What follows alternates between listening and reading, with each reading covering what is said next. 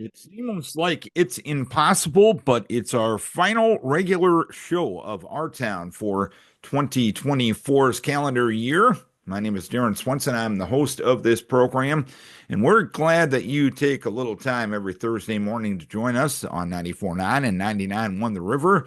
We're really glad that Decorah Bank and Trust continues to sponsor this show like they have for years, one of the longest running community affairs programs in the state of Iowa, going back to KDEC AM. Started by Vern Koenig, I think, all the way back in the 1950s, and we're glad to keep this tradition going, albeit with a new way of delivery, offering the video end of things. And we're thankful for each and every one of you, whether you tune in via the audio podcast, for the YouTube podcast, or tune in at 9 a.m. on Thursday mornings. We thank you for joining us throughout the year. Our guest this morning will include Decorah School Superintendent Tim Cronin. We'll check in with Clayton Burke with the Iowa Department of Transportation. He will discuss the latest on the Lansing Bridge over the Mississippi River. That project coming up on New Year's Eve. It's the Decorah Parks and Recreation New Year's Eve Bash, and reservations for Whalen cabin and picnic shelters will start at the first of the year. Blake Moen will be with us from the Decorah Parks and Recreation Department. But we're going to start our program this morning checking in once again with Carson Eggland. He is with Helping Services for Youth and Families. Holiday lights at the Decorah Campground taking place through next Wednesday night, which is Christmas night. If you want to see Santa again, if you transitioned from the naughty list to the nice list, one final chance to check in with Santa here this weekend. And Carson will get things going on Our Town. It's brought to you by Decorah Bank and Trust, and you're listening to it on 94.9 and 99.1 The River. Coming up will be the final weekend for holiday lights out at the Pulpit Rock Campground in Decorah. And Carson Eggland is back with us from Helping Services for Youth and Family. And so far, Carson, how has the season been going? Oh my gosh, Darren, it's been another great year. A little bit of weather challenge, but that's just the way it is with an outdoor event like this. But we've had tremendous support again, and we've had over 2,000 cars already come through. And you talked about that community support when we previewed this event back in November. How many people are involved in this one? And you can estimate because there's probably Yeah. hard to specify on that end of things. But how many people from the community help make this event a reality? Oh, I'd say easily over 300, easily over 300, probably closer to 400. Just as one example coming up. So it's one thing to get the lights put up, but with all good things, it comes to an end. So we need to figure out how to tear them down. Well, we've developed a nice partnership over the years with both the Decorah and South Wenatchee high school girls and boys wrestling teams. And so both squads will be out there at the end of the month, helping us tear down all the displays and put them back in the semi trailers. So that's another big group that helps us out every year that people might not think about. And you mentioned this is a fundraiser for Helping Services for Youth and Families. Let's give folks a reminder what the funds from this event help you do to help people in our neck of the woods. Yeah, so proceeds go towards the greatest needs throughout our program. So typically that means our domestic abuse resource center. So we have advocates who are on call 24/7. You can connect with us, helpingservices.org. We actually have a chat function. You can go there or give us a call at our office, 563-387-1720. Sometimes it also means going towards our youth mentoring programs in our counties. And even though this is a Decorah event, it doesn't mean that all the proceeds are just impacting Decorah things. I mean, we have services throughout 8 counties in Northeast Iowa. So really, wherever you're driving from to check out the lights, just you can know that your support does go to your community in one way or the other, even though it is a Decorah event. And this event now in its 20th year, just really amazing to think such a simple idea has turned into something that has really become a holiday tradition for many people throughout our neck of the woods. 20th season. Yeah, who would have thought? I've been fortunate to be part of 10 of them. And so, I have to thank those that came before me and us, and those that had the idea at the onset. I mean, it's become such an important tradition, fun tradition for so many families. We're just fortunate and happy to host it every year. It's a benefit for both the community and for important programs at Helping Services. And coming up this weekend, Santa's a busy guy, but he takes time for holiday lights on the weekends every year. If you want to talk to Santa directly, it's your last chance coming up this weekend. If you have that one last thing that you forgot to share with Santa, Santa will be at the campground 5 o'clock to 7:30 Friday, Saturday, and Sunday, and then he's off to do his thing. We are This is the last weekend we're open, and so the last night of the event will be on Christmas night, December 25th. So the lights will be open this weekend. Come out early if you want to see Santa. Santa will be there from 5 to 7:30. And hopefully, a few people have maybe moved on the naughty to the nice list here in December. That's always a possibility, too, right? Absolutely. I can't control that, but you never know. And I guess give us one final reminder of the hours, what's remaining here in Holiday Lights, and one final invitation for folks to come out. Yep. If you haven't had the chance to check it out, or maybe you have and you want to check it out one last time, the Holiday Lights will be open uh, now through Christmas night. So Christmas night will be the last night. The park is always open from 5 o'clock to 9 o'clock. In the event of inclement weather, you can check our Facebook page out. That's usually the first thing we do is post if we need to close early. Um, Hopefully not, but you never know. And then also, again, Santa will be there this weekend, Friday, Saturday, and Sunday, 5 to 7:30. All right, Carson, it's been a great event thus far throughout this season. Hopefully, it's a strong finish coming up this weekend and all through Christmas lights. If you got relatives in town, you want to do some sightseeing, take them around the community. It's a great place to stop and visit, and you're helping out a heck of a lot of people by doing so. Carson, thanks for the time. As always, Merry Christmas to you and yours. Christmas to you and yours too, Darren. Thanks so much. Carson Eggland from Helping Services for Youth and Family. Santa at Helping Services Holiday Lights coming up this weekend, Friday, Saturday, and Sunday, and the event will run through Christmas night. Ending the year here on Our Town, talking to one of our favorite guests, Mr. Blake Moen with the Decorah Parks and Recreation Department. And we brought up the end of the year for a reason. New Year's Eve is coming up, and the Decorah Parks and Recreation usually has a lot of fun on New Year's Eve, doesn't it?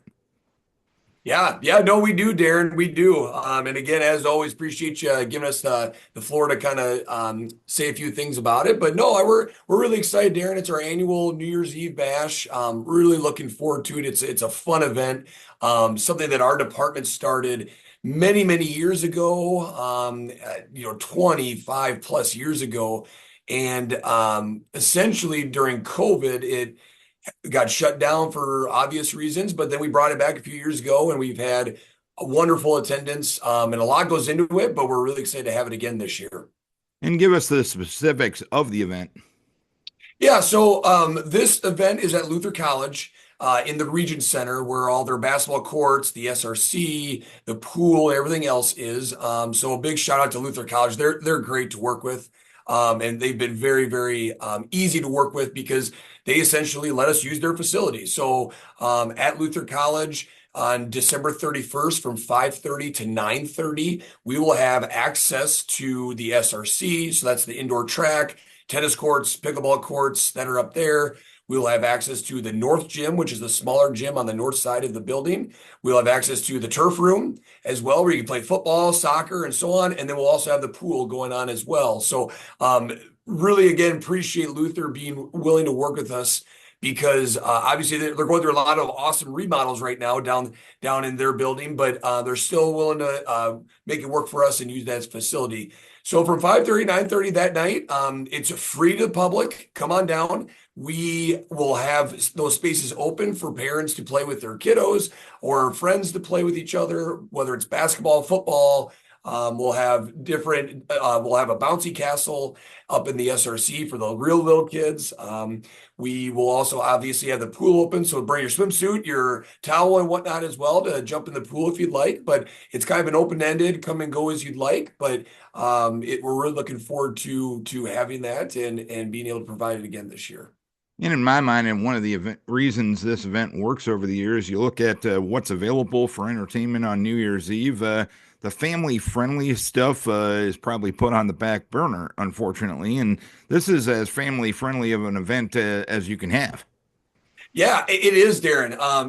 And I think I'm going through now with my young kids, but a lot of feedback that we get from parents is that they love the timing of it. They love the offerings just because it's a nice, fun event for people and parents and kids to still go to. It's very family friendly.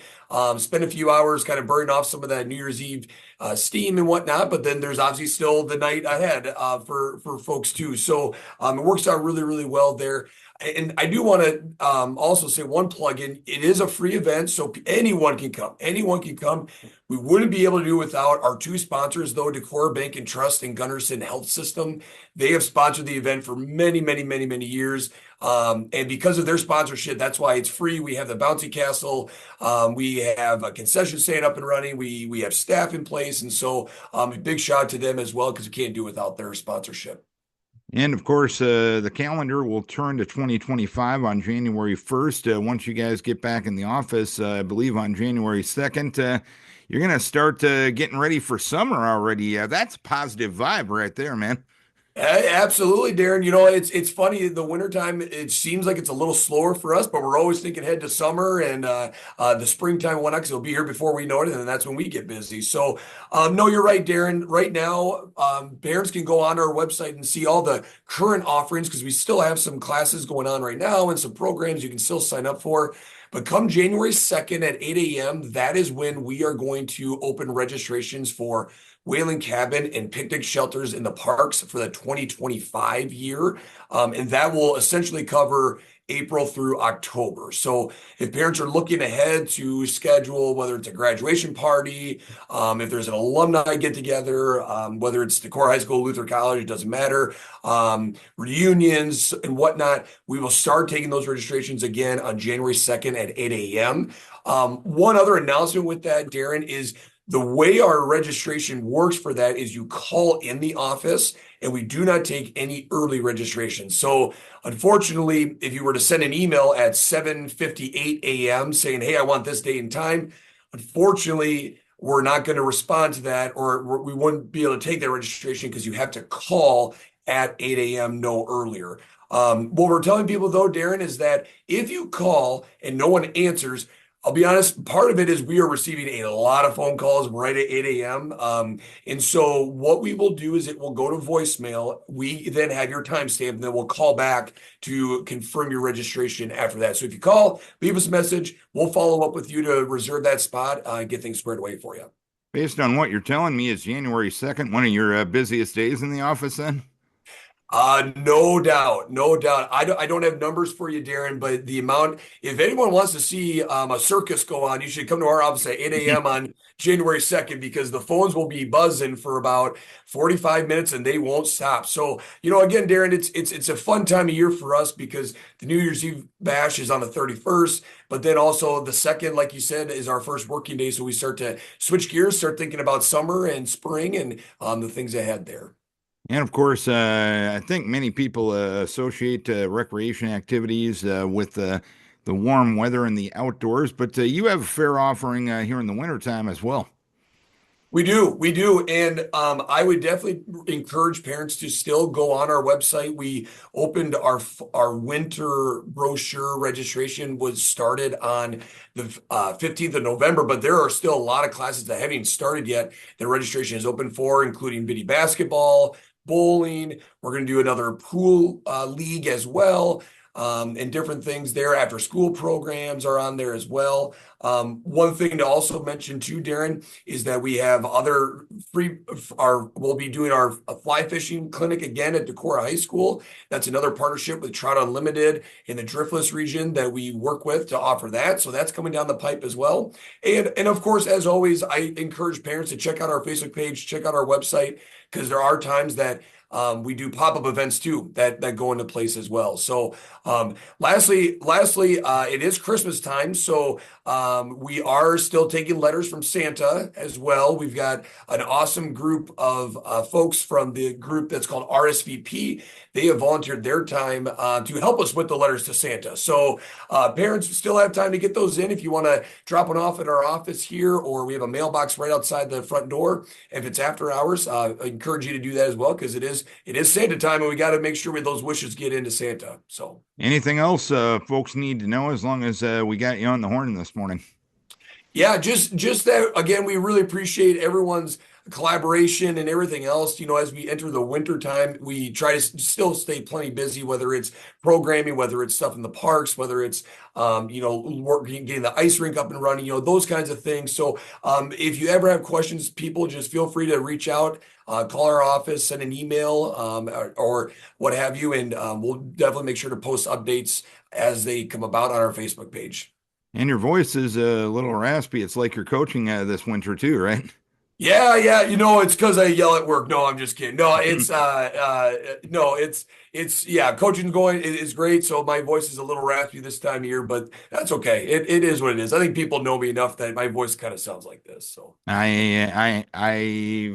You've sounded like that forever in my mind, and you sound great. And I appreciate you taking some time to tell us everything going on with the Decorah Parks and Recreation Department. As always, we appreciate your time, and most importantly, Merry Christmas to you, Sarah, Matt, and Luke. Hey, thanks, Derry. I appreciate the coverage as always, and Merry Christmas to you and Kate Joe. Appreciate it. Blake Moen from the Decorah Parks and Recreation Department. New Year's Eve bash coming up December 31st. Get your picnic shelter and Whalen cabin reservations in 8 a.m., not a moment before, on January 2nd.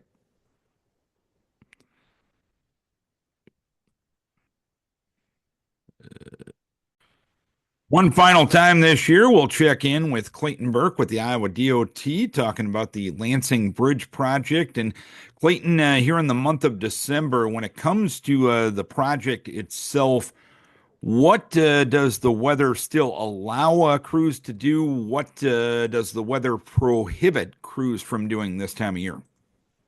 Sure. Thanks for having me, Darren. So this winter, the contractor is still able to perform most of the activities they would in the warmer weather.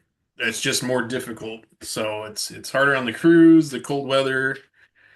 You gotta have some thicker gloves on and some nice warm clothes, and that makes things a little slower. You also have shorter days, which cuts back on your available working time. So it's not so much that they can't do the work, it's that the work takes longer and you have less time to do it.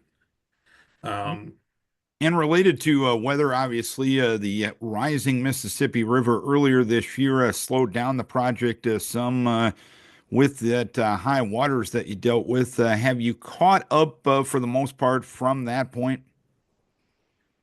So we had enough kind of wiggle room in the schedule when that happened that we didn't have to start accelerating the project.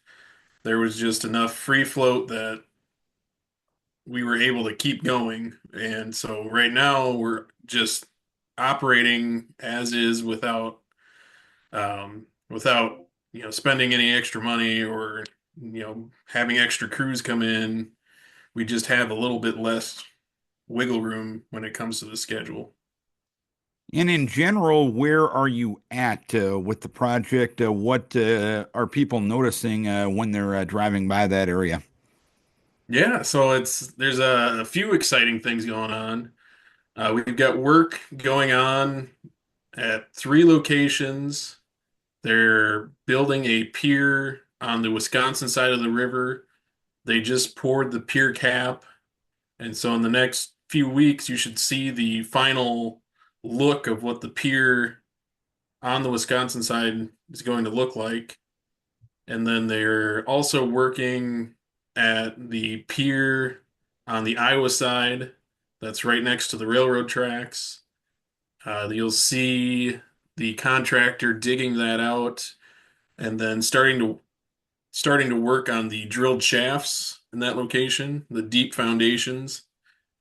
And after they're done with that, they'll start actually building the pier there, starting with the footing, and then it'll gradually rise out of the ground. And then they're also working at the west abutment, which is on the Lansing side, where the bridge touches down and meets Iowa 9 and Iowa 26. At that location, they're building we call them mechanically stabilized earth walls, but they're big retaining walls made out of panels. And our architect came up with a really cool idea for the wall. So it's got colored concrete and it's got an exposed aggregate finish, which means you can see the rock inside the panel on the outside. And we required the contractor to use natural Mississippi River rock for that finish. So it's a really cool look, and you can actually see part of the wall right now and what it's going to look like when the bridge is done. And I know you're representing the Iowa Department of Transportation. You mentioned the pier being constructed on the Wisconsin side. Is that still an Iowa DOT project technically, or is the Wisconsin Department of Transportation involved on that side of the river? So the entire project is led by the Iowa DOT, since we as departments we kind of switch every other Mississippi River bridge. Okay. So Iowa takes this bridge, and then the next bridge south is the other state. So we are in charge of the whole project, and we're just splitting the funding 50-50 with Wisconsin. So they pay for half the project, we pay for half the project. And what's the next big step in this project from a timeline perspective and from what folks will notice perspective? The next big step, the item on the critical path to finishing the project on time, is getting Pier 2 done. And that's the pier in the middle of the river. And that is where the contractor is going to start setting steel for the steel truss starting next May. So they have to finish that pier this winter to be able to set that steel when it's ready in May.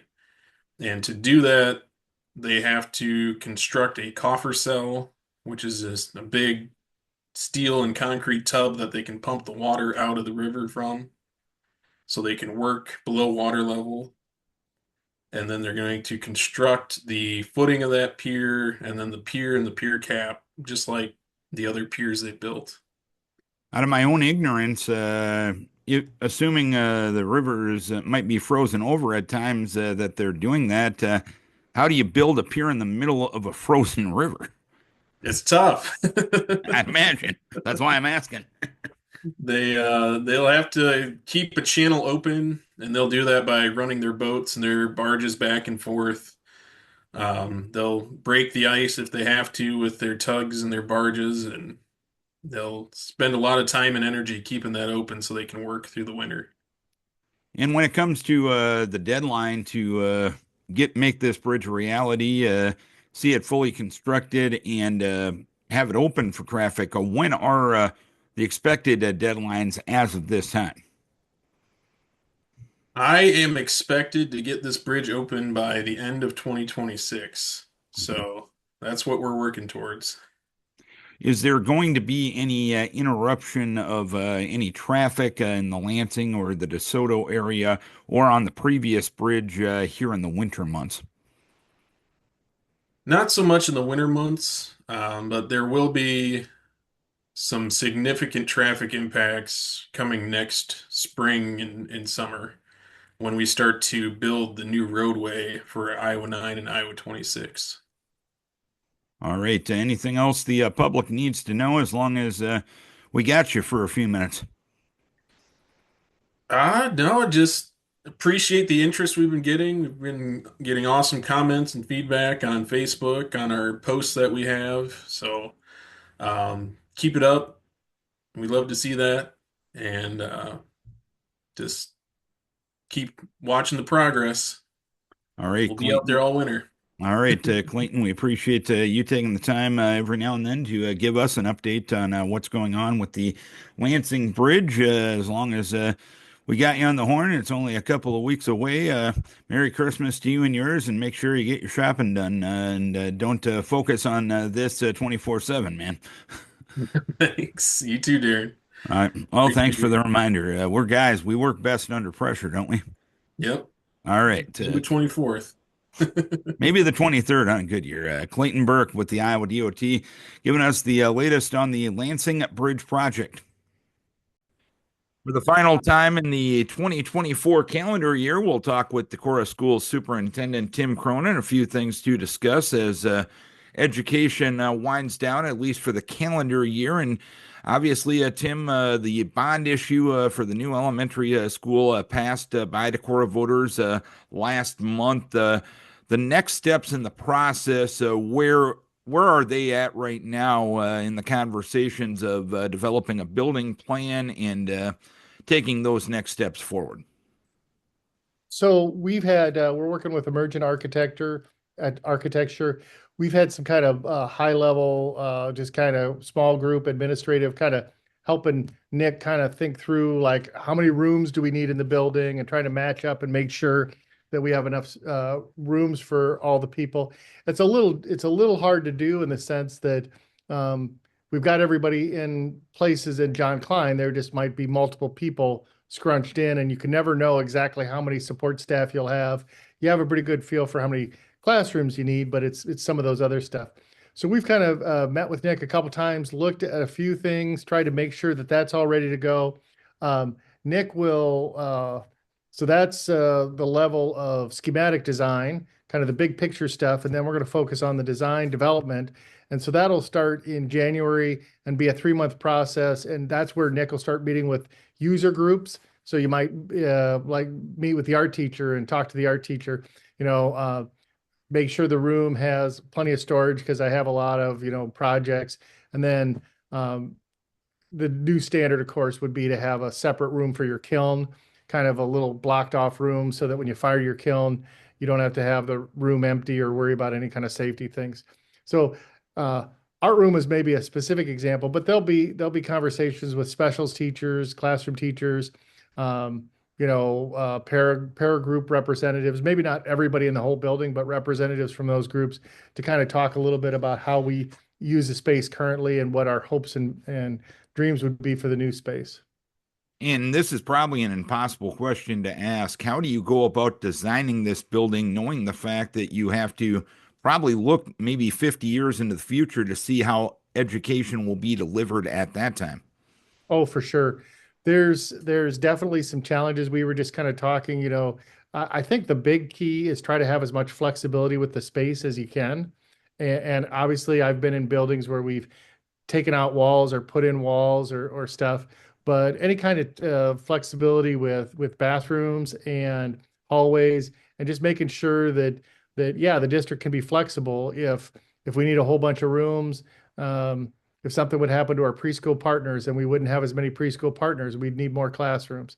And or how we're going to use the space if we needed one less section of first grade in the future. So you want to be able to have a little bit of flexibility with your rooms. That's easy to say and hard to do, but yeah, you're kind of moving a little bit at a target. We know that it won't look like maybe Carrie Lee, that was one of our older buildings. It was kind of that, what I would say, that old, kind of rows and pods building, but it won't be a dramatic open concept school that they were sometimes built in the 70s.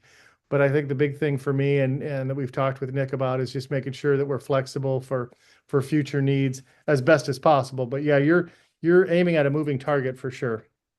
When will the public or the school board or anybody get to see a building design? As we get through, we'll provide updates. Building design should probably be finished this summer with a final kind of blueprint plans, maybe late summer. That will enable us to go out for bids in August, September, and then start the actual, what will seem like the building of the building, the construction project in the spring of 26. So I would say we're probably about 8 to 10 months away from actually seeing like, okay, this is what the building's going to look like. With respect to all the conversations you need to have that you just touched on, correct? Oh, for sure. Yeah. And we're working, we've got a construction manager besides an architect, and we're working on just providing updates on the way. So there'll be opportunities to kind of follow the project, but maybe not, you hate to put out, this is what the school looks like, and then you tweak it because you talk to the art teacher and you need to move something around. So yeah, I don't know if we'll have drawings out for a few months, but we'll be able to provide updates monthly as we go along. At the most recent school board meeting, you discussed a district policy regarding artificial intelligence. Obviously, it's going to be a part of our world moving forward, and its effect on education is anybody's guess as of right now. Where did that conversation start from? Where is that issue at right now at the board level? So we had a first reading of a board policy. Decorah, like many districts, uses the Iowa School Board Association. They make up sample policies. And for the most part, I would say probably 98% of the school districts in Iowa kind of adopt those just verbatim, tweaking a little bit so they're personalized. So that's where we're starting with the ISAB policy. It's kind of general, but it speaks to some of the artificial intelligence. To the question of where did it come from, it's hard to go to an education conference and not run into somebody speaking about AI. So I know superintendents, we've had sessions on HI, our tech, Sean Gordon has, curriculum, Dana Bachman has. We just had the school board convention about 2 weeks ago, and Cindy Gardner had a session on that. And just having a policy in place is our start. Obviously, kind of like we just talked about, we'll need to be flexible with it as we move forward. I think one of the things that maybe gets pointed out when people talk about AI is there's a lot of AI that we're already using that we don't know because it's pretty subtle.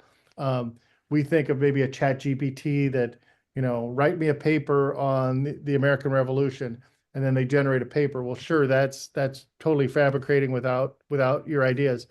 But there's a lot of AI use, like in map features or autofill features on your computer.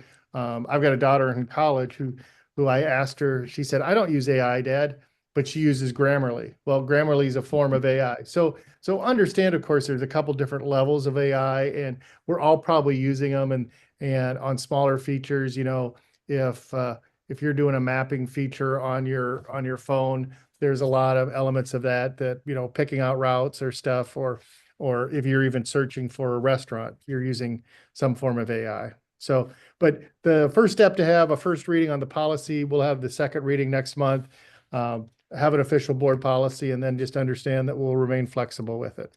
When it comes to artificial intelligence, how do you use the positive that it brings to our lives, but at the same time, making sure the young people get educated in a way that they understand why things are the way they are? Where's that happy medium? Where's that fine line? Yeah. So I would say I think it's a tool for technology. I think the learning piece is just kind of like the different innovations in technology in my lifetime. You still have to have the critical thinking. If you're putting together thoughts and you say, AI, please help me with, get this organized, you still have to go back and read and make sure it makes sense and it's genuine to your thoughts. But I can also remember, going from typing all my schoolwork on a computer, or excuse me, on a typewriter, and then moving to a computer and thinking, wow, this is going to be really helpful if I don't have to start over every time I want to change page 3 in my 10-page paper. And so I think about just the innovations we've had with personal computers, things with Google, remembering stuff that is all kind of within the course of my lifetime. So yeah, AI, there's different things that happen when you use AI. I was told that there's sometimes, yes, a computer or AI website a question and it doesn't know the answer, so it goes rogue and just makes something up, which is kind of like the plot to almost every science fiction movie about technology taking over the world. But so I get back to the critical thinking. If I ask something about the American Revolution and all of a sudden the computer generates something with Darth Vader in it, hopefully I know enough about the American Revolution to know that he wasn't, a character, and so that I can say, hey, I think this is wrong. And so go back and edit and change and make sure that it's genuine to my thoughts. But it's going to be a challenge. It's not easy. And, I think obviously sometimes you can see stuff that's produced and recognize that that's written in a format that probably is an AI type generated document.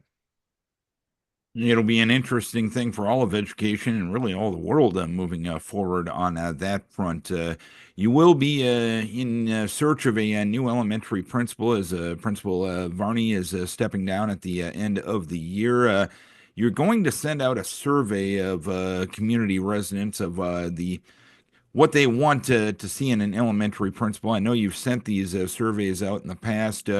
Why do you do so? What good comes out of getting that community feedback?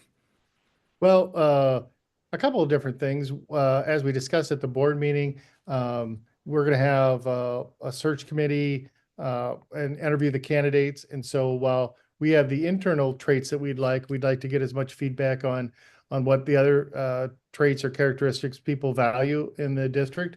It gives the community, kind of works as a little bit of advertisement. It reminds people that we do have an elementary principal opening. And so it gets their participation on that level. Certainly, as we saw during the bond process, this community likes to participate and they're very good at it. So I will not be surprised if we get a lot of responses to the elementary principal survey from the community, just knowing that this community does like to share their opinions and take time to do that. And then the thing that I pointed out to the board was this then becomes a tool that, we might get, there's a question on there, what recommendations do you have for a new principal? So we might get 100 responses on that. And some of them will be kind of random, but we'll be able to put together themes of, you'll probably see 2 or 3 things that if it gets said 10, 15, 20 times, that's probably a theme of something that the new hire wants to know. And so then it becomes a tool for the new hire to say, hey, this is our community survey. It was an open-ended survey, not necessarily what we consider a scientific survey where you specifically tried to get people from groups, but it was just an open response survey. But you can still look at those, and if you see, 99 out of 100 people say that they want indoor recess when it's raining or lunchroom seating done a certain way, that's probably an important issue to pay attention to. And what's the timeline for filling that position? And is a timeline for an administrator different than hiring an educator or anybody else in the district? It's probably a little bit longer. We're at the beginning of the hiring process, so folks that are looking for a job are ready to go. It's posted on Teach Iowa and Iowa Works. And so it closes on January 15th. So that gives candidates over a month to get ready and look. Obviously, a lot of people that, since we're at the beginning of the cycle, we're probably got people who are looking for either their first administrative job or maybe they're looking to relocate. So that's probably a longer than we would necessarily do for a teacher posting, but not necessarily. Kind of depends on the candidate pool. We know that we anticipate getting some good candidates for Decorah because it's a well thought of district and exciting that you'd be working in a new building. So the position closes on the 15th. We're going to screen the applicants, work with setting up interview teams, do the interviews probably the week of January 20th is what I had down. If there's a need for a second round of interviews, those could be done January 27th. I get to do final background checks and we'll have a recommendation to the board. I think the board meeting in February might be about February 13th, but I'm not sure. No, I bet it's February 15th because I think Iowa wrestles at Minnesota on the 14th. Yeah. Not that I was planning a Valentine's Day for my wife, which trip to Minneapolis. Well, and they say romance is dead.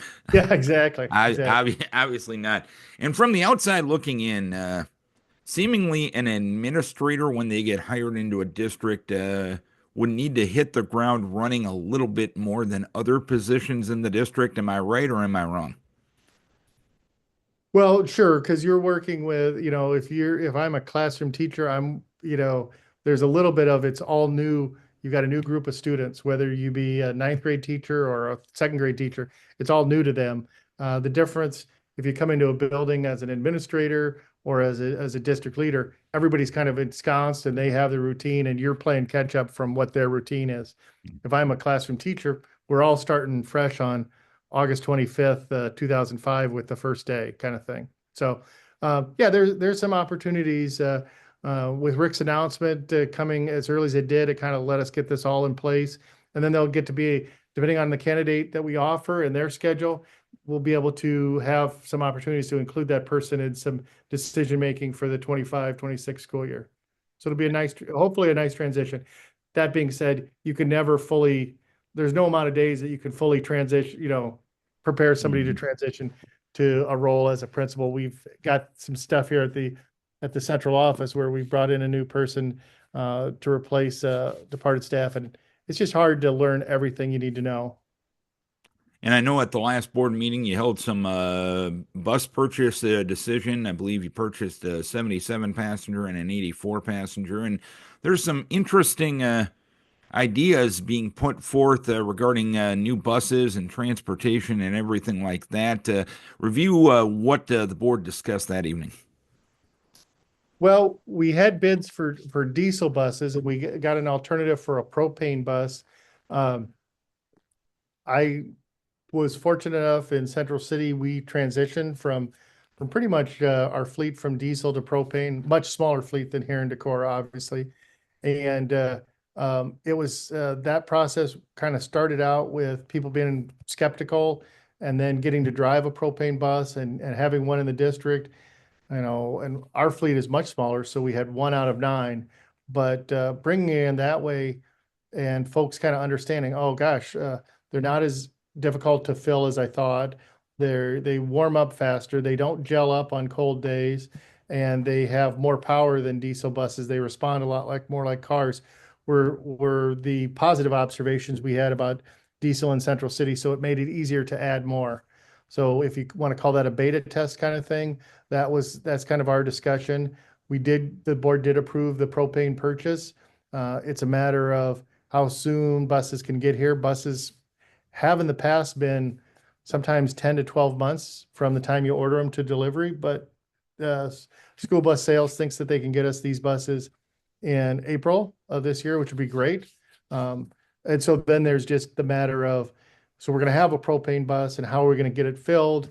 Should we immediately put in the infrastructure, the tank, because there's a cost with that, or should we run it for a while and make sure that we're going to continue to buy more propane buses?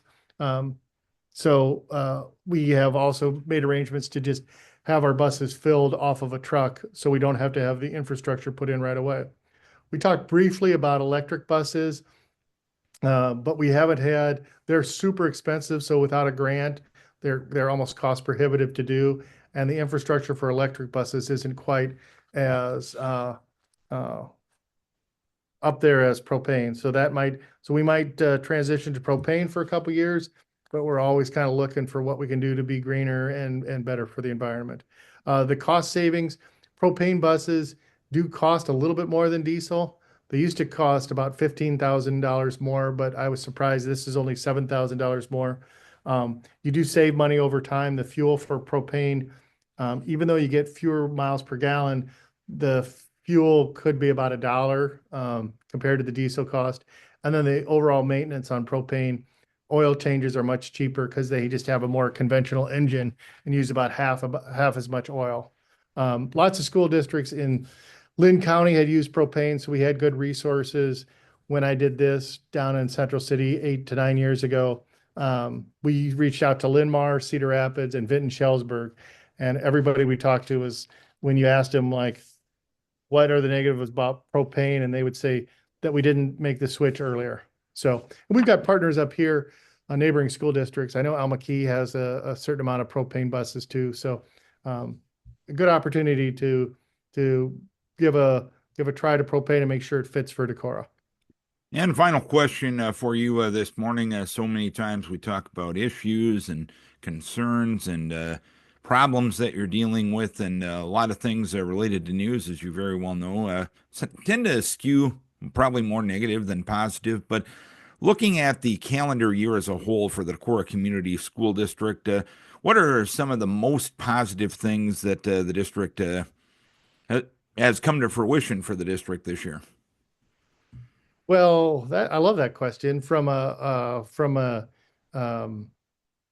district-wide perspective. I would have to skew toward a positive bond vote, being one of the top out of the 32 votes. Not only did we pass, and 12 out of 32 passed, but we were in the top three for yes percentage. So that makes you feel really good. I know folks are super excited about that and long overdue. So that's awesome. The success of our students and their extracurricular activities kind of always sticks out for me. I know probably the football season, there's a lot of excitement around that. We're excited about basketball season, but at the same time, our fine arts is up and running and doing well. I'm on the speech board, so I'm kind of excited to see the speech season. We got a little taste at the Harvest Moon dinner, and the variety show. So those are kind of exciting stuff. We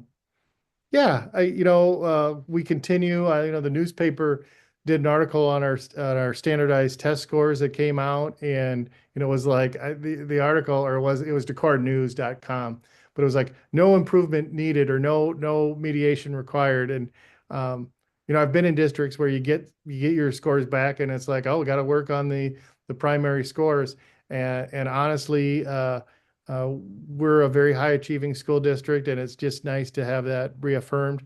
I guess certainly I probably better add that we were named a Blue Ribbon School at the high school back in October, and that was a very nice honor. So, boy, just last night I went to listen to the Climate Action Change group of some middle schoolers present. That's just an after school club that they have, and they want to make a difference in the world. So we've just got a lot of, I know it probably sounds redundant. We got a lot of students that are high achieving, that do real well, but they don't do that by themselves. They have a lot of support from the coaches, the sponsors, the bus drivers. A lot of people do a lot of things to make the Decorah, experience a great one. So I don't know. I probably could have had a better list if you'd prepped me that you're going to ask me that ahead of time, Darren. But off the top of my head, those are some things that make me proud to be in Decorah for sure. Well, it's a good thing that there's so many good things that you may not be able to list them all. That's a compliment to everybody involved right there, right?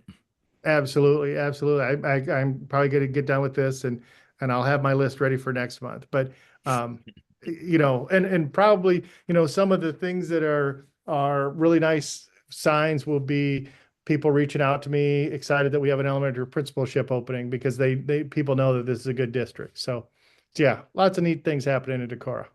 Tim, appreciate the time and the information and the knowledge as always. Merry Christmas to you and yours. All right. Thank you, sir. Tim Cronin, to our guest on the program this morning, Carson Eggland from Helping Services for Youth and Family. One final weekend to check out holiday lights coming up this weekend. Blake Moen from the Decorah Parks and Recreation Department. New Year's Eve bash coming up at Luther College on New Year's Eve. And you can start your Whalen cabin and picnic shelter reservations on January 2nd, but don't you dare do it before 8 a.m. Clayton Burke, we always appreciate his information. He's joining us from the Iowa DOT, checking in on the Lansing Bridge project, and we always appreciate the information and the knowledge that Tim Cronin provides on a monthly basis, and we thank him for joining us as the Decorah Schools Superintendent. We remind you that we put these shows on YouTube each and every week. You're busy. It's the holiday season, holiday parties, you got Christmas pageants, you got concerts with the kids, you got gifts to buy for you and yours. You got a lot of things going on. You can't always be near a radio or a streaming device at 9 o'clock on a Thursday morning, so we bring these shows to you on YouTube. Check out 12-19 Our Town program if you're out checking out things on YouTube. That's a great way to get in touch with this program. You can also do so by clicking the links on all of our Facebook pages as well. It's a way we do our best to keep in touch with our communities, and without you, none of this makes sense. And that's our commitment to you here at LA Communications. Before we go any further, a Merry Christmas to you and yours, and have a safe and happy holiday season. And next week, we're going to have a best of edition of Our Town, and we'll get back to regular programming on the day after New Year's Day. Merry Christmas, Happy New Year, have a safe and happy holiday season. And we thank you, that's right, you the listener, for tuning in to Our Town, brought to you by Decorah Bank and Trust. Merry Christmas and happy holidays from Our Town on 94.9 and 99.1 The River.